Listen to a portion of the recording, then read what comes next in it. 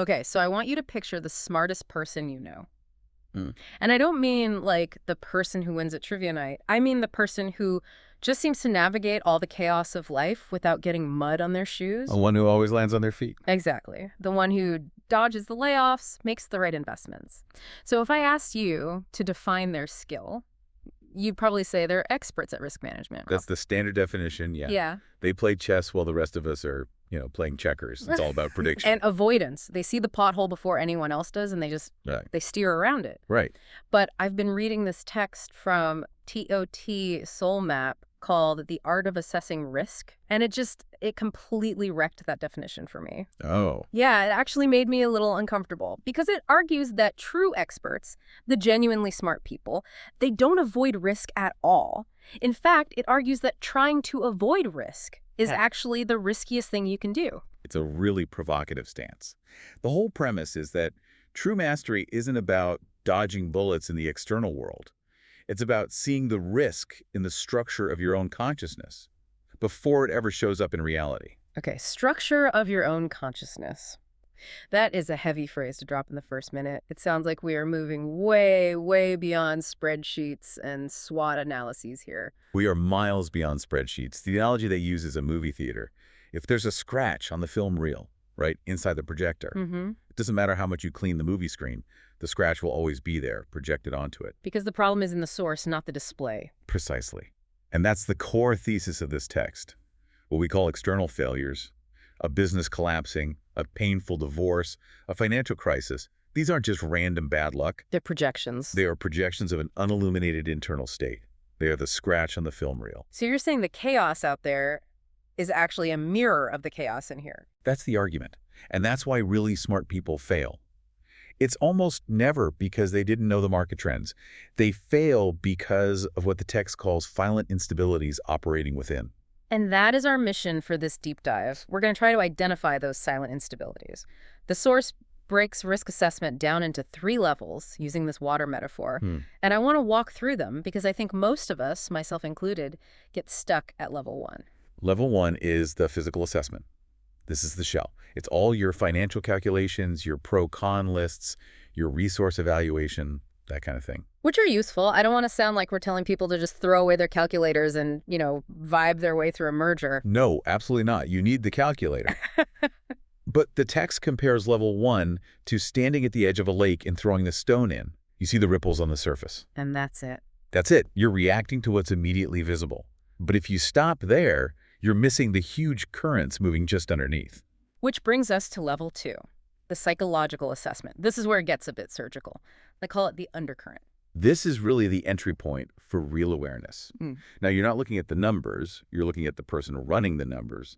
You're looking for hidden motives, for repeating behavioral patterns. There's a specific concept here that I found really sticky and honestly a little convicting. The concept of the hunger. It's such a powerful image. Yeah. The idea is that our decisions, they aren't being steered by logic, even if we tell ourselves they are. They're being steered by an internal deficiency. An unacknowledged emotional need. Exactly. A hunger. Let's make this concrete. So say I'm a CEO, let's call him Alex. Alex is looking at acquiring a competitor.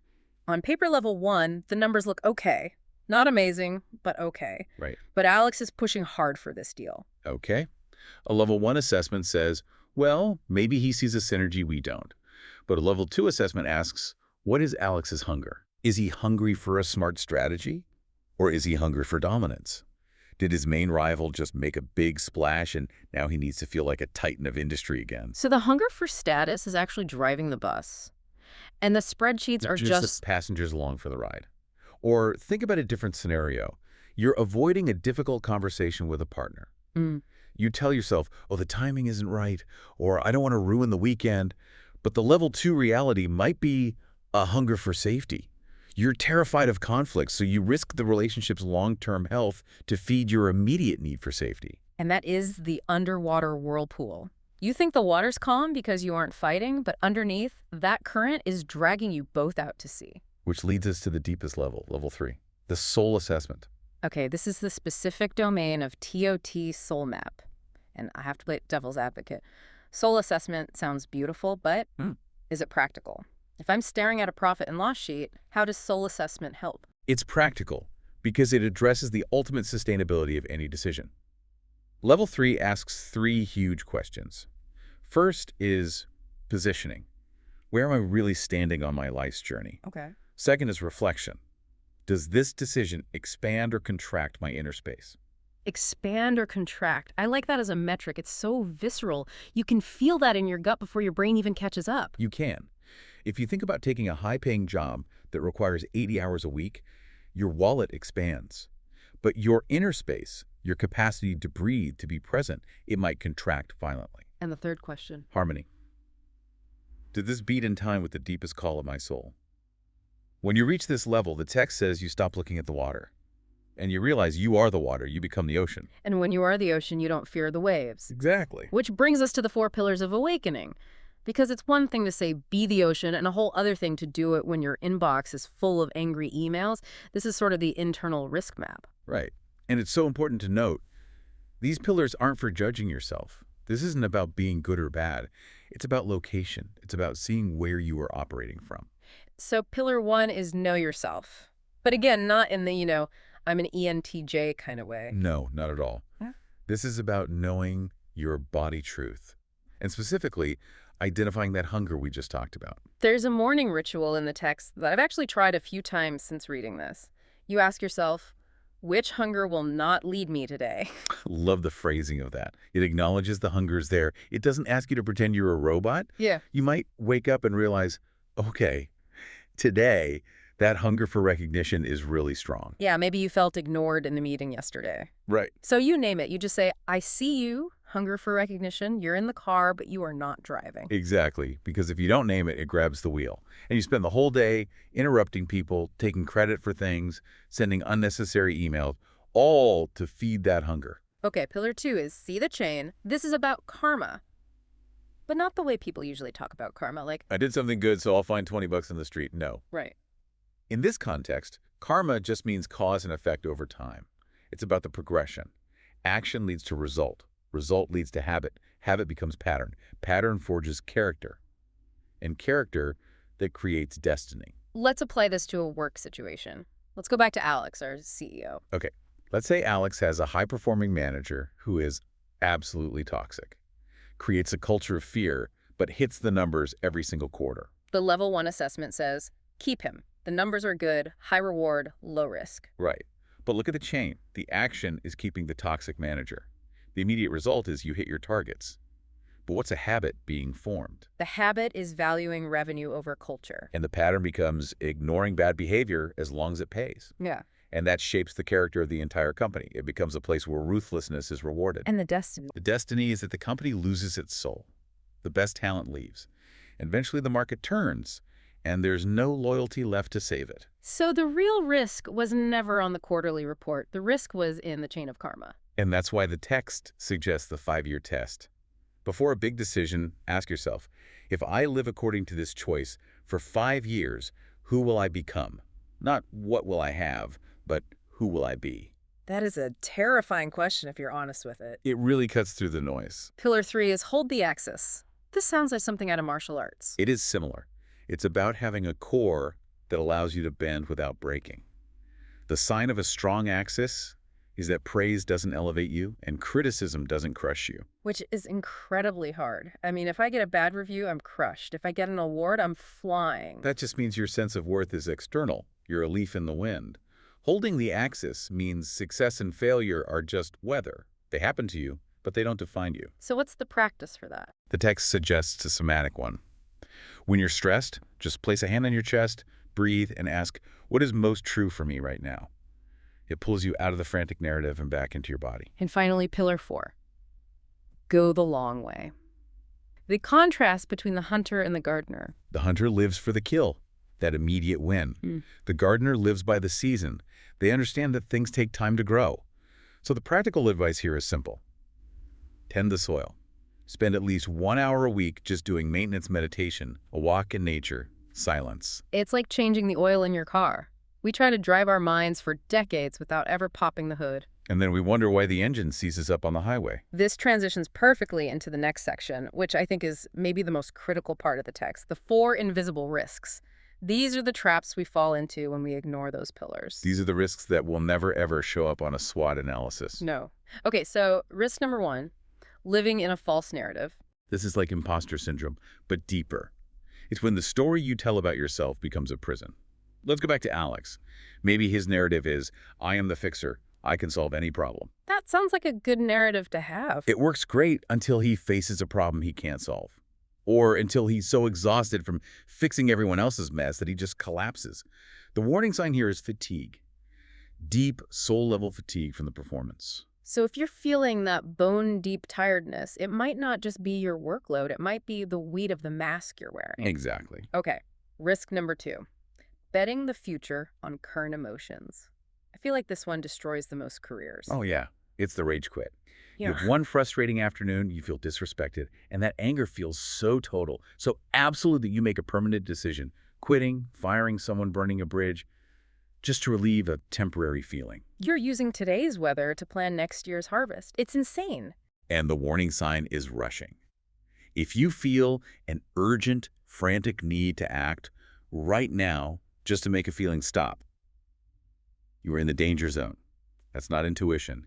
That's reaction. Risk number 3, the illusion of control. This is the belief that if you just grip the steering wheel hard enough, you can control the road, the other drivers, the weather, everything. This is the micromanager. It is, but it's almost tragic because it comes from a place of fear. The sign here is exhaustion again, but a specific kind. It's the exhaustion of trying to hold back the tide with a spoon. You're fighting the natural flow of reality. And the last one, risk number 4, disconnection from the central axis. This is the hollow victory. You get the promotion, you get the corner office, you get the money, and you sit there and you feel nothing. Or worse, you feel like a stranger to yourself. Because in the process of getting there, climbing that ladder, you compromise so many small pieces of your soul that there's no you left to enjoy the view. The ladder was leaning against the wrong wall. And that is the ultimate risk. Not failing, but succeeding at the wrong thing. So we have the map. We see the risks. Now what do? The source gives a path forward, a toolkit.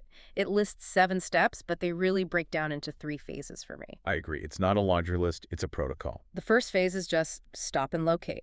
That's steps 1 and 2. You cannot assess risk while you're running. Step 1 is literally stop, take 3 breaths. And step 2 is locate. Ask, what do I need right now? Not what the board needs, not what my spouse needs. What do I need? Am I hungry? Scared? Tired? It sounds selfish, but it's really calibration. You're just calibrating the instrument. Exactly. Okay, the second phase is the deep scan. This is where you do the work we've been talking about. You check the 4 levels: finance, relations, soul, mission. You identify the hunger, you check your axis. This is where you ask the hard questions. Am I doing this out of ego? Does this align with who I want to be in 5 years? This is the diagnostic phase. And then the phase 3 is action, but they call it conscious risk. This is my favorite part.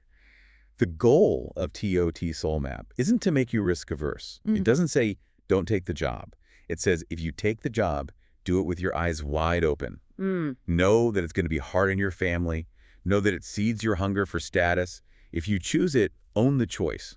Don't hide from the consequences. It's the difference between walking into a storm because you didn't check the forecast and walking into a storm because you need to get to the other side. Exactly. That is agency. That is freedom. And that leads to the final philosophy of the whole text, the surfing metaphor. Ah.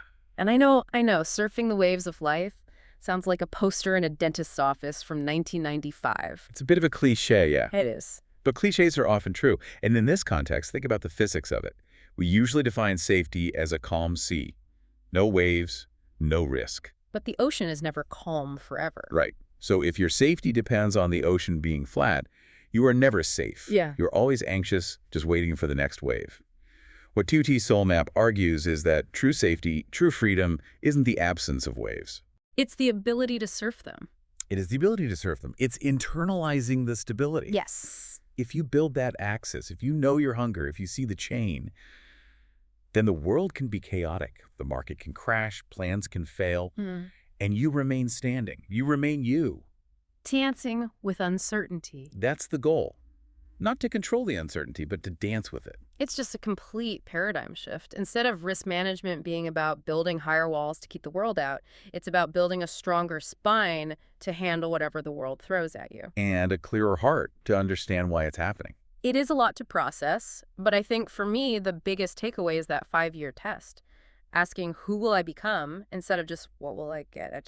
It stops me cold. For me, it's the idea of the projector. Yeah. If I'm seeing chaos everywhere in my life, I need to stop trying to scrub the screen and go check the film reel inside. That's the work. It's harder than a SWOT analysis, but I have a feeling the ROI is a lot higher. The ROI is your life. Well, on that note, we're going to wrap up.